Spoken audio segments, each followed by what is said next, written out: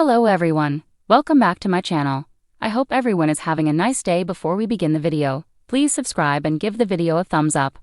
Whenever Roman Reigns isn't present for Raw or SmackDown, WWE fans still always cheer for the original Tribal Chief. He's still one of the most popular stars in wrestling despite appearing sporadically throughout the year. With an ardent fervor, it doesn't take long for ravenous followers to profess their love for the man whenever Seth Rollins or Paul Heyman are in the ring. The audience is clearly allowed to root for and root against whoever they want. It's part of being a fan and a part of the show. When a star is a heel, he or she is supposed to destroy adversaries and keep them down. They're supposed to make the heroes jump through hoops and overcome obstacles. That's what Reigns did as the head of the table and the Tribal Chief. However, his attitude, machinations, and motivations haven't really changed as a good guy. A message for those who blindly follow and cheer every move Roman Reigns makes: he's not the hero you think he is. Triple H secretly dislikes these WWE stars. Check now. Pro wrestling is a show, a physical soap opera for fans who like drama and muscular people clashing in the ring. Roman Reigns held the undisputed WWE title for over 2 years until Cody Rhodes defeated him at WrestleMania 40. After a 4-month hiatus, he returned as a conquering hero at SummerSlam by costing Solo Sikoa against Rhodes. Sikoa deserved it as he brutalized the Usos and Paul Heyman while Reigns was absent. The funny part is that Solo isn't the only member of the OG bloodline who's assaulted the Wiseman. Roman Reigns has put his hands on Heyman more than once, including hitting him with Superman punches.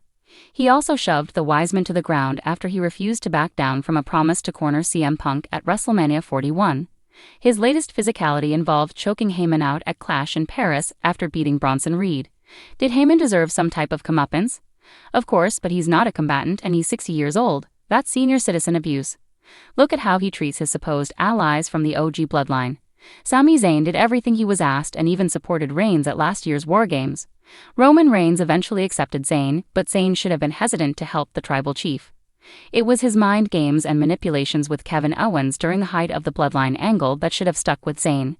During the contract signing for the Triple Threat at WrestleMania 40, Reigns acted like he was only there so he didn't get fined like Marshawn Lynch. He couldn't wait to sign the contract and leave.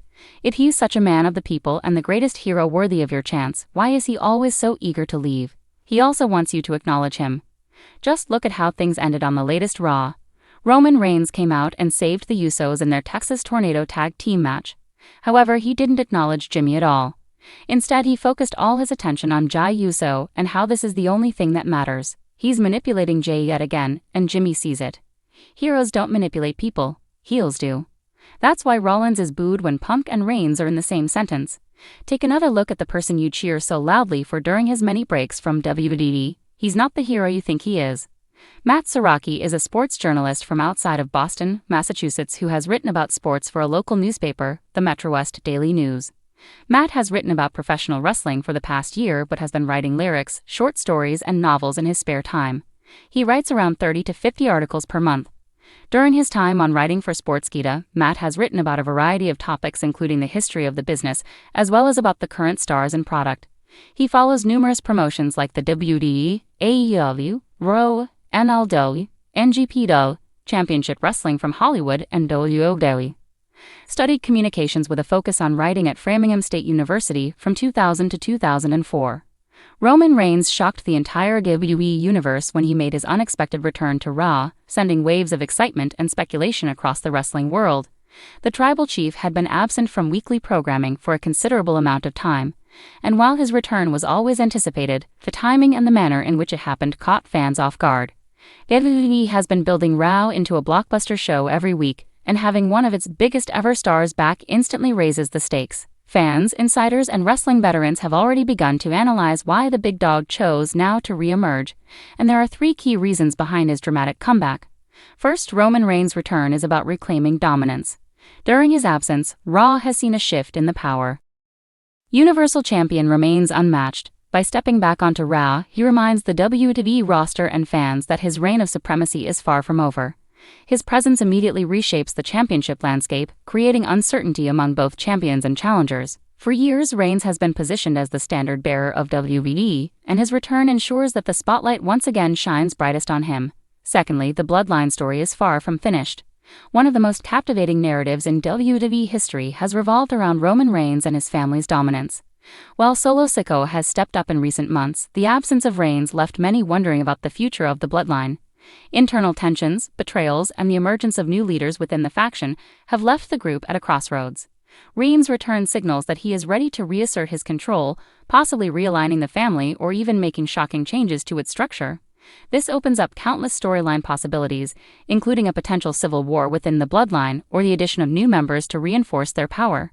Fans tuning into Raw now know they're about to witness another groundbreaking chapter in the saga that has captivated audiences worldwide. Lastly, Roman Reigns' comeback is also about business. WWE is gearing up for massive events on the horizon, including Survivor Series, Royal Rumble, and ultimately WrestleMania season. The company knows that Reigns is its biggest draw, and having him back on television adds star power that is unmatched. His involvement ensures higher ratings, more buzz, and a significant boost in ticket sales and premium live event interest. Triple H and the creative team clearly want to set the stage for major blockbuster matches, and Reigns' return ensures that Raw has the headline-grabbing moments fans crave.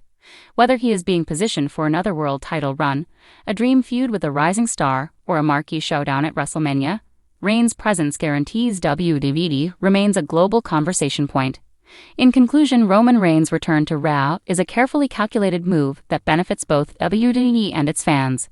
It reestablishes his dominance, reignites the Bloodline's gripping storyline, and elevates WWE's business heading into its most important stretch of the year. As the tribal chief declares that this is his yard once again, the entire WWE roster must prepare for the chaos, drama, and blockbuster battles that are sure to follow. His return is not just a comeback, it is a statement, one that proves Roman Reigns remains the cornerstone of WWE and the true head of the table. You said. Help me write big news, maximum 9,000 words, no numbering, no space. Roman Reigns isn't the hero you think he is. Roman Reigns may be celebrated as one of the greatest stars in WWE history, but the truth is he isn't the hero many fans have been led to believe. Ever since his transformation into the tribal chief, WWE has presented Reigns as the centerpiece of its programming, the man who carries the company on his shoulders. Yet beneath the surface of this dominance lies a story far more complex and controversial. His return to Raw and his continued influence over the WWE landscape is not about saving the company or being a role model for fans. It is about control, power, and maintaining his own throne at any cost. For years, the WWE pushed Roman Reigns as the heroic face of the company, but fans initially rejected that narrative. Despite being booked as the resilient underdog and successor to legends like John Cena, audiences grew tired of being told who their hero should be.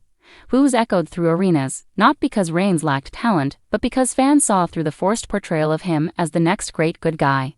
It wasn't until he embraced his darker side, acknowledging his arrogance and hunger for supremacy, that his character truly clicked. This transformation was not about heroism, it was about dominance. The Bloodline storyline has become one of the most successful in modern wrestling history, but it thrives on manipulation, betrayal, and fear. Reigns is not the noble leader who lifts his family up, but the dictator who ensures they fall in line. From forcing Jey Uso to acknowledge him to punishing any sign of disobedience, his reign as tribal chief has been built on intimidation. Solo Sikoa's recent rise may look like a new chapter of leadership, but Reigns' return to Raw reminds everyone that the original power broker is back to reclaim his position. He isn't returning to protect the bloodline, he's returning to ensure no one takes his crown. WWE fans may want to see Reigns as the savior of Raw, the star who can restore balance to the roster. But the reality is his presence disrupts more than it heals. His history of monopolizing the world championship scene proves that his return could once again stifle opportunities for other talents. Stars like Cody